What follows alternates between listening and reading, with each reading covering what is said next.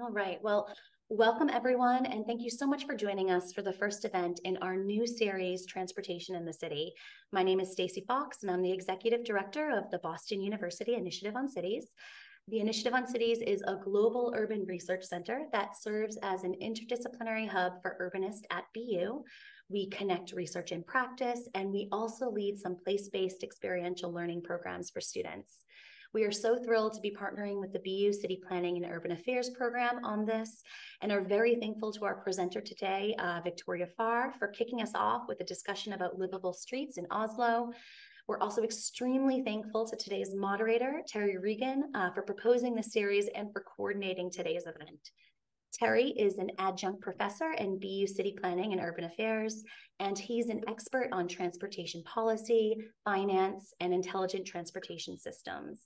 Terry recently retired as the Principal Technical Advisor of Innovative Transportation Planning and Financing at the U.S. Department of Transportation's Volpe Center, based in Cambridge, Mass.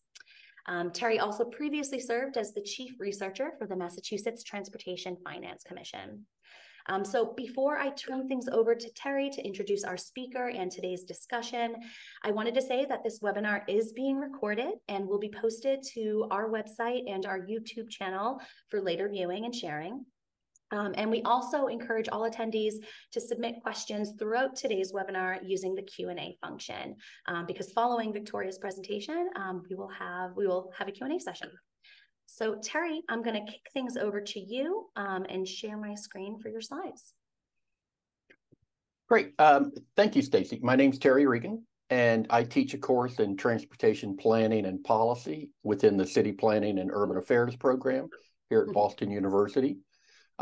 Welcome to our first event in the Transportation and City series. It's great to see BU students and staff from a variety of different departments on the meeting, as well as staff from a number of city transportation departments from around Boston, as well as other agencies around the country. Today's webinar is co-sponsored by the BU Initiative on Cities, which Stacy told you about, and Met College's City Planning and Urban Affairs program, which you can see a little bit of detail on the slide. So if you want to learn more about this program, the slide has a link to the program, as well as its Twitter and Instagram and LinkedIn social media accounts. As Stacy mentioned, today's webinar is the first in a series of events planned as part of the Transportation in the City series. We're going to develop a series of events that are going to occur on roughly a once-a-month basis during the academic year. So this term, we have 2 events planned. The next event in the series is Careers in Transportation. And this is an opportunity for students and recent grads at BU to hear from senior leaders in the transportation field and learn more about career opportunities in the field of transportation. By signing up for today's event, you should get an email alerting you on how to sign up. We had one of these in the spring and was quite successful. We had about 5 students who actually got jobs from the people who were speaking, so that's nice. The third event in our series is going to be a forum on designing and operating a bus system for the future. So at this event, we're going to hear from senior staff from the T discussing some of their work they currently have going on or to transform the current bus system. And it's going to include work that went into redesigning the current bus route network, as well as plans to shift to an all-electric vehicle fleet. As a side note, so in my 17 years of teaching here at BU, I think every single student who's talked to me about the MBTA is sure they know how to run the system better than the T does. So this really is a chance for students to meet with the people who actually do it and better understand some of the opportunities and challenges that they face. We're currently developing plans for the spring 2024 session. And so if you have any ideas for what you'd like to hear about, put those in the chat room. So before we begin, a few guidelines. So we have everyone on mute. If you want to ask a question, as Stacy mentioned, put it in the question chat. When posting your questions, it would help if you identify your school or work affiliation to help Victoria have a better idea of who's asking the question. And as we're going through the answers and you're listening, feel free to post follow-up comments or questions in the chat pod. As Stacy mentioned, we're recording the webinar. And now let me introduce Victoria. So Victoria is a mobility planner for the City of Oslo, Norway. Her primary responsibility is implementing livability measures to make Oslo a green and active city. She earned her BU. She earned her BA from BU in 2010, and then her Master's of Planning from the University of Southern California in 2012. And then before moving to Norway and learning fluent Norwegian, she worked at the US DOT's Volpe Center with me, and then moved on to the New York, New Jersey Port Authority. And with that, I'm going to turn it over to you, Victoria. Thanks so much, Terry. And thank you for the opportunity when you first hired me at Volpe. Let me see, I'm going to share my screen here. So Terry and I have kept in touch over the years, and he did invite me to speak about my current work in Oslo. And over the past couple of years, that's involved livable streets. I just want to double check, Terry, that you see my title slide with a picture of some trees and the title? Yes. Perfect. The Livable Streets project in Oslo is part of a larger livable city program. So I'm first going to give a short intro to Oslo and then talk about its livability program for some context before going into greater detail about the livable streets. And as Terry's mentioned, we will have time for Q&A after my presentation. So fire away in the chat box. First, a little bit about Oslo. I've compiled some statistics comparing Oslo and Boston in terms of demographics. Oslo has a slightly larger population, and with a significantly greater land area, it's a little bit less dense than Boston. I was looking at Boston City proper. Otherwise, the differences are pretty much negligible. If you look at employment rate, median income, and education rate. Geography is a little bit different story. Oslo's topography is significantly higher. We have the highest elevation point here is the mountain Kjerkeberget, which is 2,070 feet tall. Boston's highest point is Bellevue Hill at 330 feet. Oslo is also significantly larger in terms of total land area. It's about 175 square miles. Boston City proper is only 48. But 2/3 of Oslo's area is protected forest land. So this view here is from the northern forest looking south. Oslo is bordered by a fjord to the south and forest to the north and east. Access to green space and open space in general is a very integral part of city life in Oslo. Oslo is run by a parliamentary system of governance.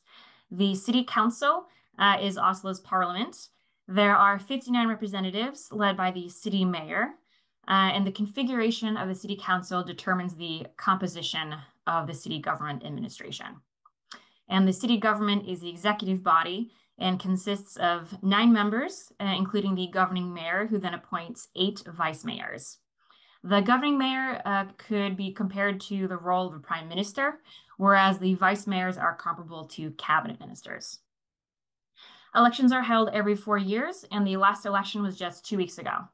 The incumbent coalition government that was in power for 2 terms, so a total of 8 years, has just now been unseated by the opposition parties. So negotiations are underway to come up with a new coalition government, and the outcome of that is anticipated not until about mid-October. Norway has 11 counties, and Oslo is unique in that it functions as both a municipal and a county government. It's the only one like that in Norway.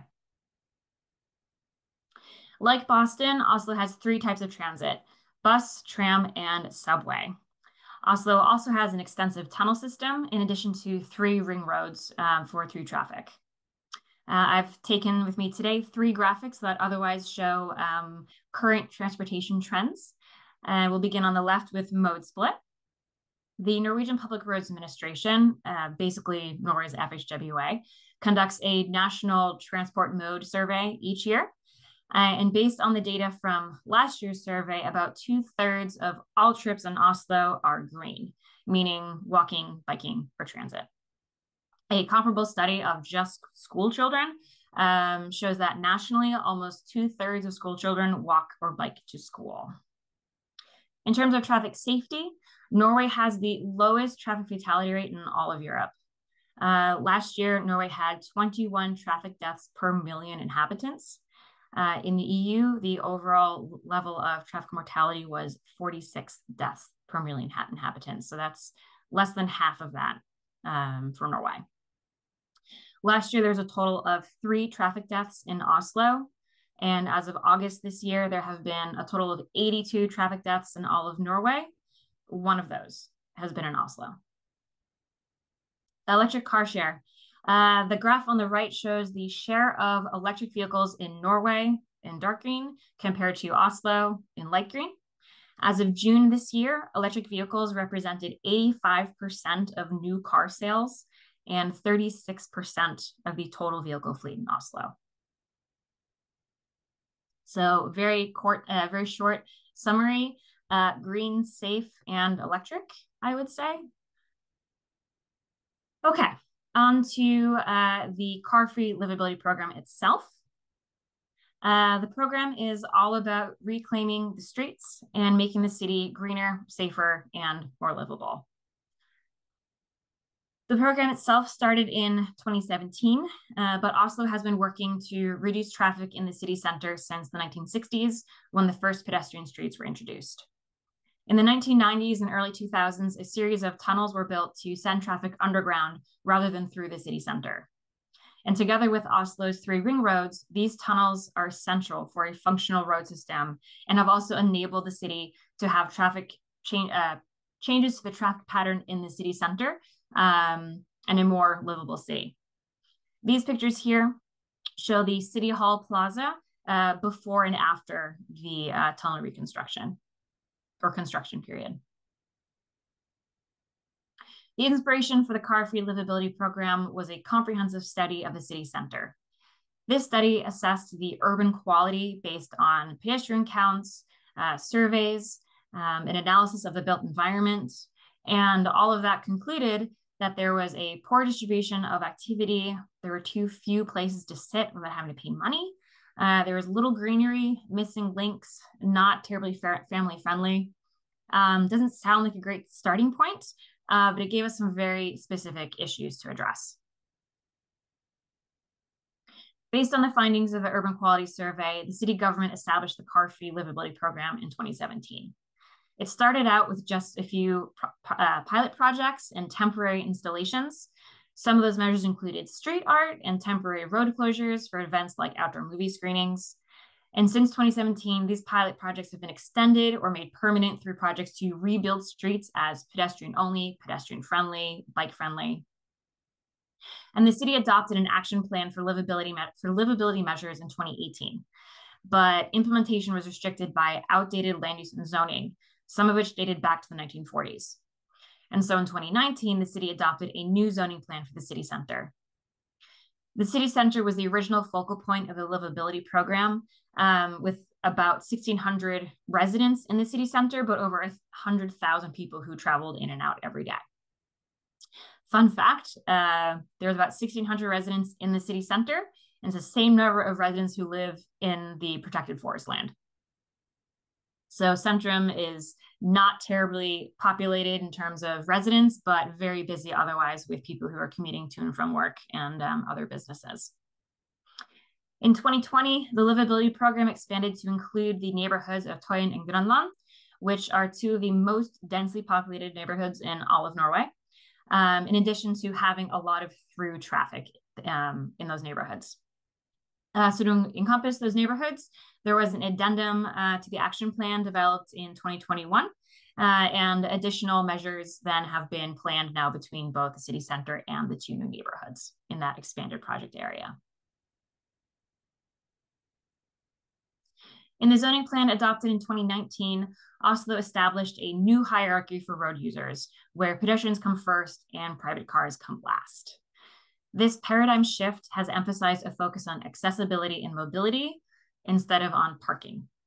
There was a few foundational mobility measures that helped lay the groundwork for other physical livability measures, and I'm going to discuss some of those now. The first one is the new traffic pattern. This was introduced in 2018 in the city center to eliminate through traffic by restricting north-south and east-west routes.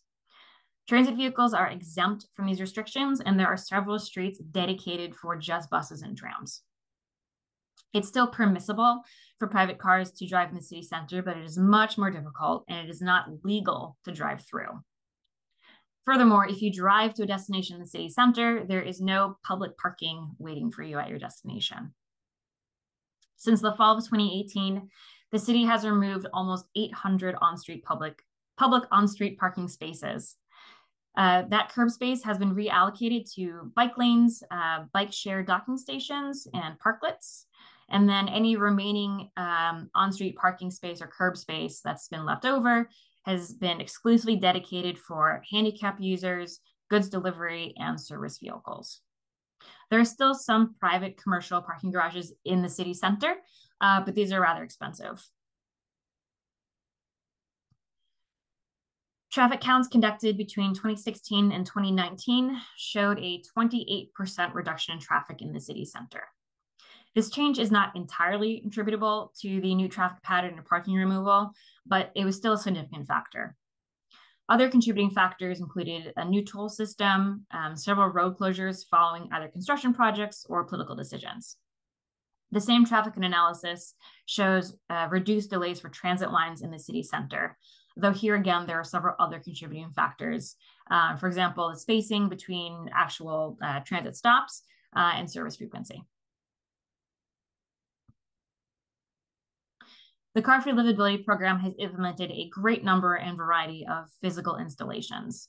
Some of these have been temporary, such as decorative tree lighting in the winter, and others have been permanent reconstruction of streets to prioritize pedestrian and cyclists. The map legend here on the left also lists bike parking, vegetation, benches, parklets, playgrounds, public toilets, public drinking fountains, and last but not least, permanent electricity for large outdoor events, which reduces the need for diesel generators. This map was last updated in April of 22 when the very first livable streets were still being planned. So I've circled them in red on the map. Let me see if I can point them out to you. This one, Terry, do you see my pointer? Yes. Okay. This one is Kyrkegata. And then this one over here is Gata Grønland. So those were the two pilot streets for the livable streets projects. Okay. These projects were introduced last year following a political directive. The goal of the projects was to showcase an alternative use of street space. They were a result of interagency cooperation between my agency, the Agency for Urban Environment, and the Agency for Planning and Building Services, which is essentially planning and zoning. We implemented the pilot projects in 2 streets, which I showed on the map, and basically covering both areas in the project area, the city center and Grønland. There was a comprehensive and rather intensive process to map all the mobility needs and functions, everything from emergency services to taxis, to then figure out how much space remaining could be then reallocated to other purposes. New traffic patterns were implemented and physical installations were used as traffic calming measures to encourage biking and walking. The projects were designed to last during the summer months only, about 3.5 months. This is because Oslo anticipates snow from about mid-October. And an important premise in these pilots was that the physical installations would be taken down well before the snow plows might have to be deployed. All the building materials were stored away for future use or immediately reused in other municipal projects, and all the vegetation was planted permanently in public parks and other municipal properties. These are some pictures from Grønland, which is, again, one of the most densely populated neighborhoods in Norway. Grønland is also the name of the main thoroughfare through the neighborhood. It's a very vibrant street with a lot of foot traffic, but also characterized by a lot of car traffic. It's a significant destination, especially on the weekends, due to people who come from all over to patronize the many restaurants and ethnic food markets in this area. So engagement with local businesses enabled us to activate the space with outdoor dining and food stalls for produce vendors. But it was very important for us to maintain an open roadway because Grønland is an important east-west access for both bikes and emergency vehicles. So that was a very important premise that kind of set the ground for what was possible physically in the space. And this is then Kirkegate, which has very different vibe from Grønland. Kirkegate is in Oslo city center, and based on the new zoning plan that was adopted back in 2019, Kirkegate is going to be rebuilt as a pedestrian street, although at the time there are no concrete plans for when that will be implemented. So the pilot project gave us an opportunity to use temporary installations to give a preview of how the street will change and how pedestrians might interact differently with the space. This design was very much inspired by the concept of a city forest, of bringing the forest down to the fjord. And so the forest vegetation was an important element here. The lion statue and the Jersey bears that you see were pre-existing, but were also spruced up and integrated into this city forest concept. The evaluation of the Livable Street project in Grønland was based on traffic counts, dwell time, a qualitative user survey, and on-time performance data for transit in the area. The feedback that we got on the actual livability measures was overwhelmingly positive, especially from businesses, but the traffic results were a little bit more mixed. In the main thoroughfare itself, there was a significant traffic reduction of 78%, but the residential side streets had a significant traffic increase. The traffic pattern was such that traffic could not legally drive through the street, but instead have to loop back in like a one-way road loop to their starting point and then have to find another alternate route from there. We couldn't close the street physically due to the emergency services. And because of that, there was a number of private cars who drove through illegally anyways. And that made people kind of angry. So they took to dragging a nearby trash can into the middle of the street to physically prevent cars from getting through. This was very effective. It also prevented the fire truck from getting through. So that was not so nice. So that's that picture on the very top is the trash can blocking the road. There are no transit routes in this stretch of the road, but there are bus lines on the very next block. So it was important to analyze the on-time performance data for those bus routes. And we found that there was no apparent delay caused by the Livable Streets project, but that was a very important premise as well, that that we didn't delay emergency services and that we didn't delay the bus. The same evaluation method and data collection was used for Kirkegate. Public feedback here was also overall positive. And the physical installations definitely had a traffic reducing effect. But there were other parameters inherent to the street that were rather restrictive on what we could achieve with the Livable Streets project. And so we ended up recommending that any future work on Kirkegate focus on the permanent rebuild as a pedestrian street rather than as a temporary livable street. The livable streets were rather popular, and so it wasn't terribly surprising that a new political directive came at the start of this year, ordering 2 new livable streets in addition to a reprisal of Grønland. We were also directed to evaluate an extended project period so that the physical installations could stay in place for almost a full year and a half, compared to 3.5 months last year. And based on our experience and lessons learned from the pilots, there were some additional changes that we made to respond better to public feedback, improve the traffic situation in Grønland, and a more coordinated outreach and communication effort.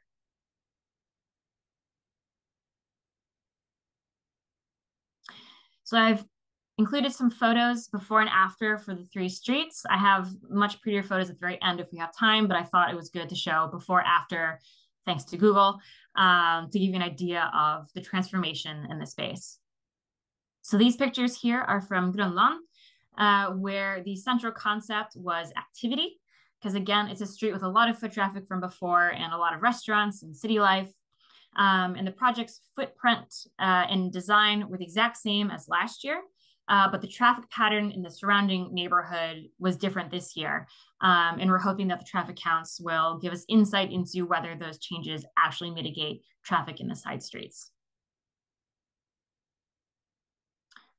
One of our two new streets this year in the Nedre Grünerløkka neighborhood. This one was designed to enhance the experience of the neighborhood. It includes a bridge where there's a lot of pedestrian and bike traffic, but there's also a lot of really nice statues, thematically from classic Norwegian fairy tales, and very few people stop to actually engage with their surroundings. And so these measures were meant to make people take a break, literally stop and smell the flowers. The physical installations here include several non-commercial seating areas, including an amphitheater, new flower beds expanded, and then expanded outdoor seating for existing bars, cafes, and restaurants. So it's a good blend of commercial and non-commercial space. Finally, the Livable Streets project in the Torshov neighborhood was based on the concept of a private garden. Torshov is a very residential neighborhood, even further from the city center, and the neighbors treat this street as their backyard. So aligned with that, there's now a pavilion, there's several benches for sunbathing, there's new flower beds, there's no commercial activity here other than a pre-existing restaurant that has outdoor dining in the summertime. What's next? The future of the Car for Livability program and the Livable Streets is somewhat uncertain following the local election. We're not going to know the outcome of that for some time and how that'll affect this particular project. But until we get a new political directive, otherwise, we're going to continue with the work at hand, which at the time being involves adjusting the physical installations to prepare them for the winter. So specifically, we're going to cover the bushes to protect them from the elements. We're going to plant some new bulbs for early bloom in the spring, and probably fix some reflective elements along the perimeter to help guide the snowplow so that they don't rip everything out. We just conducted traffic counts for cars, pedestrians, bikes, and dwell time 2 weeks ago. For the during period, we also conducted those same counts in the before everything was established. So when those results are available, we'll compare the before and during and evaluate the need for adjustments leading into next spring, and can then conduct even further counts next spring, 1 year after opening, to see how traffic and people adapt over a longer period of time. And those results at the 1 year mark will also be very important for the longer term future of the livable streets and consideration of whether they can be made permanent. What happens beyond next fall? That was all I planned to share with you today, but we should have plenty of time for questions. So I turn it back over to you, Terry. Great. So Victoria, if you look in your question pod, the first question from Wenzing Wang, graduate of the program. I would imagine removing on-street parking to be very difficult here in Boston, so people will fight to save their parking spots. I wonder how Oslo residents reacted when they heard about the parking removal policy, and how did the city deal with the opposition? Yes, parking is a hot topic everywhere. If you're referring to the overall parking removal program in the city center, where we've removed almost 800 spaces, as I mentioned, there's only 1,600 residents. And in Centrum and in Grønlandtøyen, less than half of residents have access to a car. So it wasn't necessarily a problem for residents. But local business owners were very concerned about their bottom line being affected if people couldn't drive in front of their store and park right out front. So there was a study. There were actually annual reports looking at business metrics in the livability program area for the first couple of years. And that data showed that there was no negative impact to the bottom line for the businesses immediately in that area. And if anything, it was more online shopping that competed for those stores, brick and mortar stores, not access to parking. And there's frankly been a lot of studies showing that parking or access to parking doesn't affect brick and mortar stores in a city environment, at least. Our next question is from Jen Little, and she wants to know, for the Livable Streets project and in general, what does the public involvement process look like in Norway compared to the U.S.? So for the Livable Streets projects, we were required to apply for like a temporary zoning exemption, if you will, because we were establishing physical elements in the street that was zoned as a street, and we made it into parts of it into a park. So we had to apply for like a zoning permit, essentially, or an exemption. And that is a very formal process that involves a public hearing where we had to request that other public agencies send us written feedback, which we then had to, and there was also a hearing process for immediate neighbors. We had to compile any feedback that we received and then basically answer everything. And then that was attached to our final application to the Planning and Zoning Commission or agency. So that was that process. We decided to go above and beyond like the bare minimum of outreach in that process. And in the design phase, try to do some public outreach and events and workshops to get input, especially from businesses and from residents, into what they would imagine reusing the space if you were to remove parking and do the measures that we did. And then this year, a big learning point was we also went to the local districts. Oslo is divided into 15 local districts, which have locally elected I don't know what steering committee, local elected officials. And so we invited ourselves to speak to those 3 local districts for these 3 streets and present the project and give them an opportunity to just understand the process and the plans for the projects. Great. Our next question from Lou Vinich, one of your former bosses. So for the livable streets with commercial activity, do local businesses or merchant associations provide any support for sanitation and maintenance, or are all those costs borne by the municipality? So in Oslo, there is it's a geographic border where the Ring 1 road is basically the very inner city center. Within that area, local businesses are responsible for keeping their sidewalk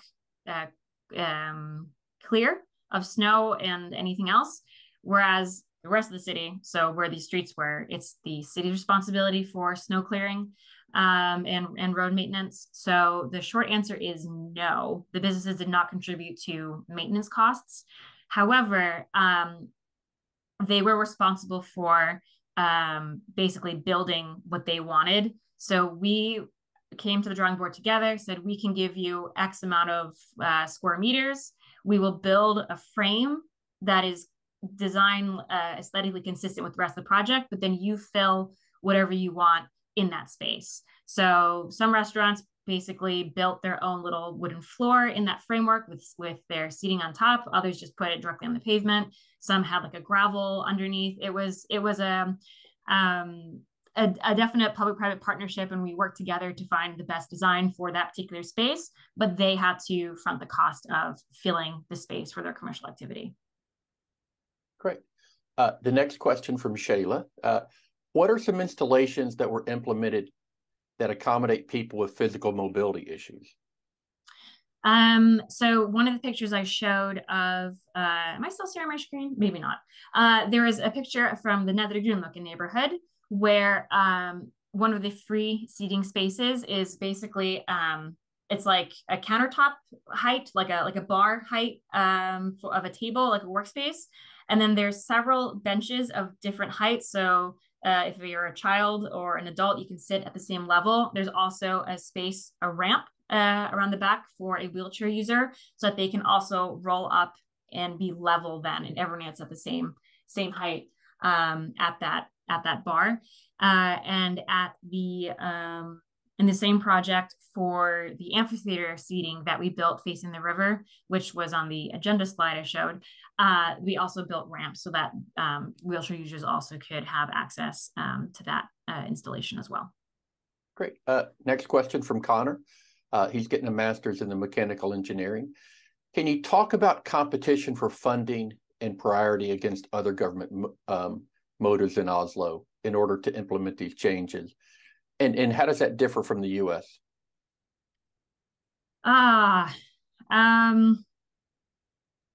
This program, the whole livability program has its own separate appropriations from the normal city budget. So it is definitely a political priority that they reserve funding for just these initiatives. I can also mention that in Oslo, we have our normal city maintenance investment budget, and then there's the climate budget, which is specifically aimed at climate mitigation measures, which I think is also very unique in the United States compared to the United States. So there's a climate budget, the normal budget, and then this specific appropriation for this particular program. So it's probably very unique compared to what you'd see in the US. Great. Next question from Briette. She's a first-year MCP student at BU with a BA in International Studies in German. So this is a bit of a broader question, but she's wondering how you got involved with city planning on an international scale.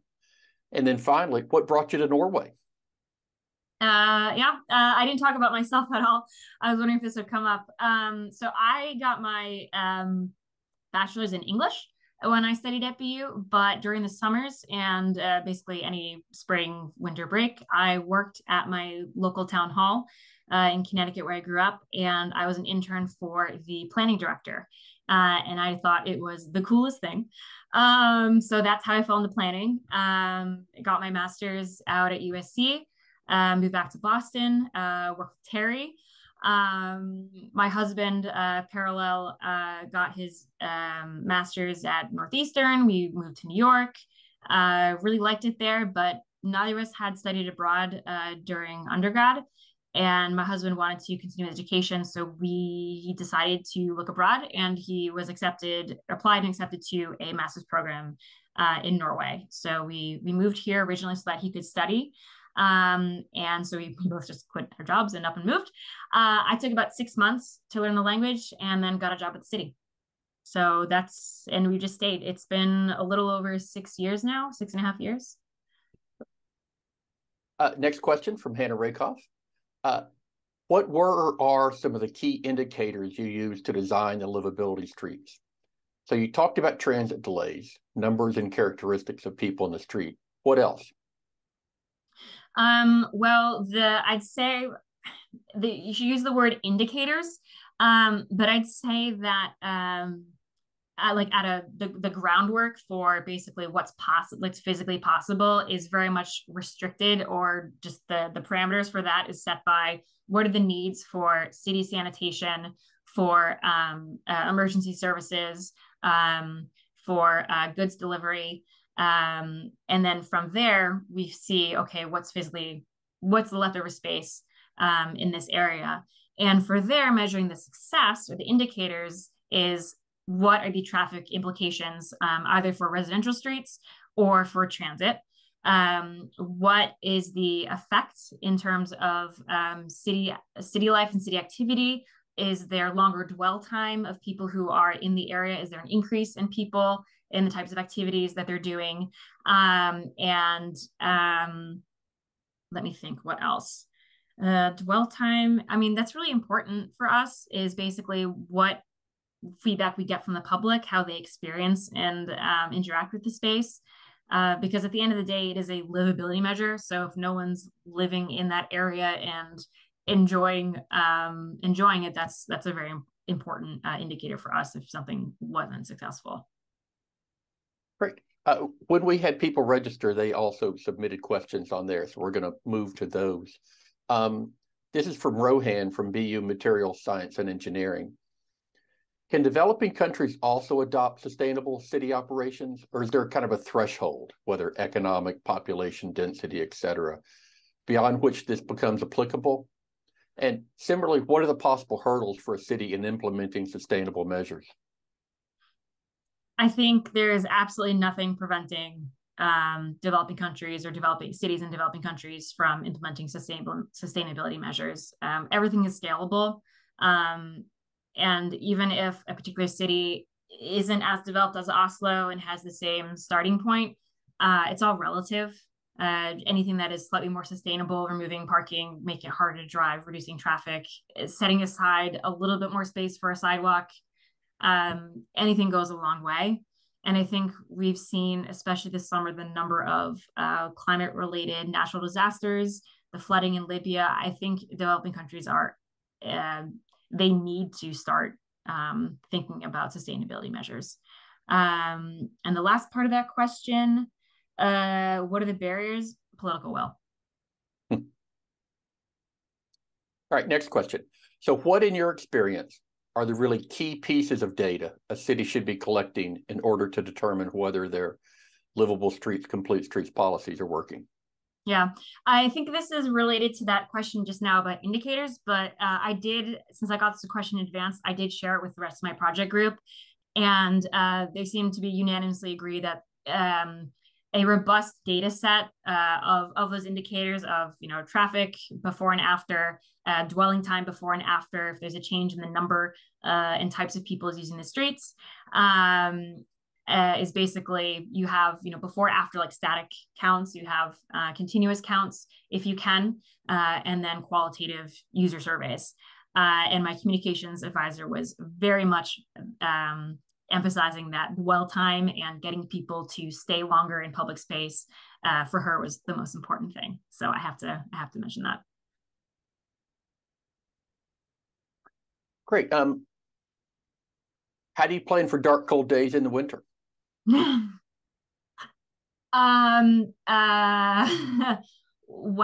I mean, in wintertime, yeah, it's tough. I did mention that some of the physical measures in the livability program is street lighting, both decorative during the winter, but also functional street lighting so that you can actually see. Norway has a unique thing, which I've never experienced anywhere else, but I've also never lived anywhere else other than Norway in the US. It might be unique to Scandinavia because we are so far north and it is so dark. We have a national reflex day, or like reflective gear day. It's usually the third Thursday in October. And so like everywhere, I mean, gas stations, transit stops, 7-Eleven, grocery stores, the what's the word? Apotek, pharmacies, like literally everyone sells reflective gear, like the little armbands that you strap. You can't buy clothing that doesn't have reflective stitching. I have hats, scarves. My dog's leash has reflective stitching. He has a little LED light. Everything is about being visible. And I think that visibility also contributes to the fact that we do have really great traffic safety results. Another question from when this person registered. Are you aware of online portrayals of Oslo in urbanist circles, such as Not Just Bikes video praising winter cycling there? And do you feel it's an accurate portrayal of your city and their approach to urbanism? I honestly laughed when I got that question because on Monday, a friend of mine who's a lot more active on social media than I am sent me a Not Just Bikes video. So that time me that question was uncanny. So I get whatever I'm sent from other people being like, oh, you're a planner, this might interest you. Yeah, I mean, all those videos are recorded in Oslo. I recognize the locations and they're like, oh my God, the street design manual is groundbreaking and prioritizes pedestrians. And yeah, that's what we do. It's consistent with the zoning plan that I mentioned and that upside down, the paradigm shift in planning. I'm a winter cyclist. I have studded tires that I put on my bike. I bike all year round. It's cold, it's sometimes miserable, but it's the fastest way to get around. And the bike infrastructure is really great and it gets plowed. So it's more reliable than the bus, honestly. All right. I had the students in my class come up with questions, so we're going to move to that. But if people listening have questions, feel free to ask it in the question and answer pod. So if there are fewer cars in central Oslo, where are the cars going? People, they either don't exist because, as I said, about half of the residents, at least in that project area, don't have access to a car. So they're just not driving in the, first of all. They are taking the ring roads and the tunnels, which are the main corridors for through traffic, or they're just not driving. And then they're biking, walking, and taking transit, which is what we really want to see. But yeah. Let's see, Catherine just asked a question. Given the dominance of a car culture in the US since the mid-20th century, are you at all hopeful that cities like Boston and New York will embrace green trips? I think the older cities like Boston, New York, that were developed with the horse and buggy and not built around the car, do have a chance because they are a lot more dense and destinations are generally closer together.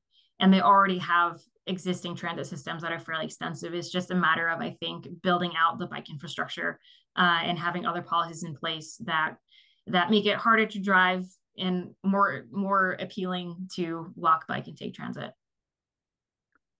So now I'm going to ask you two housing questions. So does your program anticipate an introduction of newer transformed housing units to further promote the idea of car-free living? I saw those questions. This program does not have anything tied to housing measures. And the city center is very, it's very old and developed. I haven't seen any particular new plans for further densification or housing plans in the city center. So it's kind of hard to say. Okay.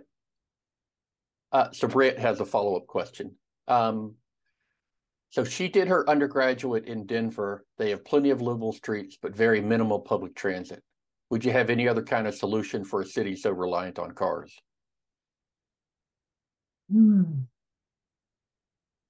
I mean, I think the idea weaning people off their cars has to perhaps be done in baby steps. So as I said, the livability program in Oslo started with pilot projects with events where on this day, this road is closed and it's now a pop-up playground or a pop-up movie theater after movie theater. I think shorter term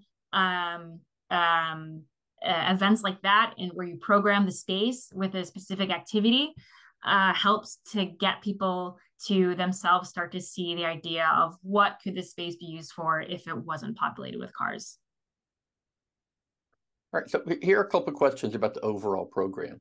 So are there parts of the car-free initiative that work well in Oslo, but you think would not work well in other cities? Or is the whole of the program easily transferable from city to city as long as you kind of keep to the same values? I mean, I think the values are universal, which is reduce traffic, improve livability, make things safer for pedestrians and cyclists, and to make greener spaces in the city. But it's very much place-based. All of our livable streets projects were not even, oh, this is Oslo. It was, this is Grønland. What is Grønland? And then this is Torshov. So it has to be, there's no off-the-shelf recipe or answer. I think it really has to be based on the people and the place that you're working in, so that people can actually relate to it and it is something that answers their needs and not just a cookie cutter. This is a livable street. Next question. So the car-free livability program is a good development for pedestrian life, safety, and other aspects of a more livable city center. So where are the most significant resistance and criticism to implementing this program coming from? The resistance in the very beginning, as I mentioned, was business owners who were worried about losing business if people couldn't have a parking space in front of their shops. And it was just opposition in general to not having access to a car, that it was harder to drive, that it was kind of annoying. People didn't want to bike. So it's very much tied to that idea of a car culture and car-centric culture. It was letting go of that and seeing a gradual cultural adaptation over time. I mean, the program has been around since 2017, and there was a turnaround in public opinion, and the businesses did come out and say, yeah, you know what, it's great. People now have more benches they can sit at outside my restaurant, or there's more foot traffic past my shop, and people saw that it actually didn't turn out to be as bad as I anticipated. People are just scared of change. So the next question, so Oslo's car-free livability plan seems to be an urban development plan that's kind of infinitely closer to the 15-minute city theory. Basically, is it to reduce the number of car trips by residents and increase the use and convenience of bicycles in the city while enhancing the utilization of public space and convenience of life. However, some reports suggest that this theory is more appropriate for European cities planned before the invention of the automobile than it is for American cities. Do you think the same plan is appropriate for American cities, or what adjustments are needed?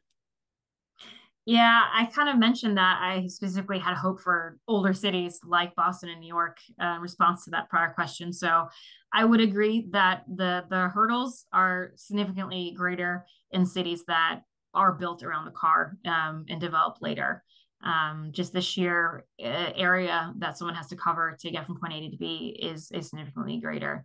I don't have any good ideas for how you can shrink a city and make it feel smaller. At least it might be livable streets at a very local scale, more neighborhood based than trying to get all the city residents. It might be just a smaller scale in a very local neighborhood.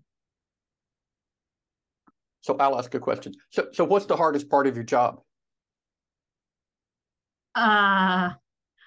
Like, I think if you ask most city planners, oh, where could you be a city planner? And Oslo would be at the top of the list. But so what's good and bad about it? I love my job. It's been a little stressful. This particular project, it doesn't feel like we've had enough time to fully develop some of the ideas, because we were very much racing against the deadline to respond to the political directive. These projects where you can spend a long time doing a very thorough public outreach and like design workshops and really getting down to details, and we just didn't have time to do such a thorough background research. Yeah, I mean, the political directive came February 9th, I want to say, this year. And the first deadline was June 1st for Grønland. We had an opening June 1st. And for the two new streets, they had a deadline of July 1st, and they opened Friday, June 30th. So there was a dark period where we didn't know if we were going to make it, meet the deadline. We did. It was great. Big relief. But I would say I would have preferred to have a little bit better time to do the processes a little bit more thoroughly than the time that we were afforded. So for those students who are studying or want to be a city planner, what are the most important skills? What skills do you have that made you a good city planner in Oslo? That's a really good question. I think it's important to listening skills are very important in meetings with any partner. If it's a public, if you're meeting with the public, if you're meeting with politicians, if you're meeting with your contractor, you have to be able to listen to what people are telling you in terms of what are the challenges, what are the opportunities, and find common ground. Especially if you're trying to combat any criticism, try to understand where people are coming from, and try to see how your goals can be better aligned. So I think listening and communication is always an important skill. I think for this project, interagency coordination was absolutely critical to getting anything done. So being able to work with people in different agencies and understand the framework that the framework and restrictions that they are operating under, which might be different from your own, is very important. And organization and being able to prioritize the task at hand or whatever needs to get done first is very important. Well, great. Those are kind of general skills that help people in life, but specifically in planning, I think they're important. Excellent. So we're going to conclude the question and answers. King, if you could bring back up the slide that talks about our next event, which is Careers in Transportation. I want to put in one more plug for that. And so the things I'm going to promote, you should join the Initiative on Cities mailing list and get involved and go to their events.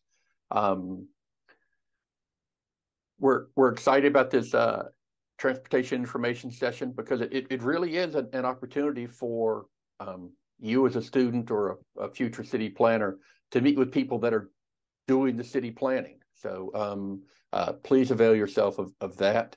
And then our third event, if you think you know how to do a bus system, come and tell the team what they should do. And with that, Stacy, I don't know if you had any closing remarks.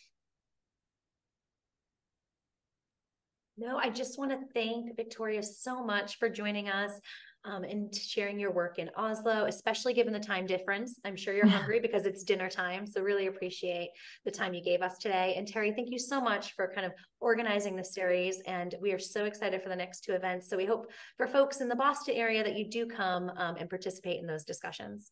So let me tell one quick little tale about Victoria. Uh-oh. So she's moved there. I get a call from Norway. And it's like, okay, I don't know what's going on here. And it was she had applied for her first job, and it was the person who would be her boss and asking for recommendations. And one of the requirements of the job was that you had to speak fluent Norwegian. And so I said, I know she's been studious in trying to learn. And she says, she speaks better Norwegian than many of our other staff members. So you went from 0 to 100 in almost no time at all. It took about 6 months, but thank you. 6 months is very impressive. Yeah. Great. Well, thank you all for participating, and we look forward to having you join us for our future events. Great. Bye-bye. Thanks, everyone. Thank you.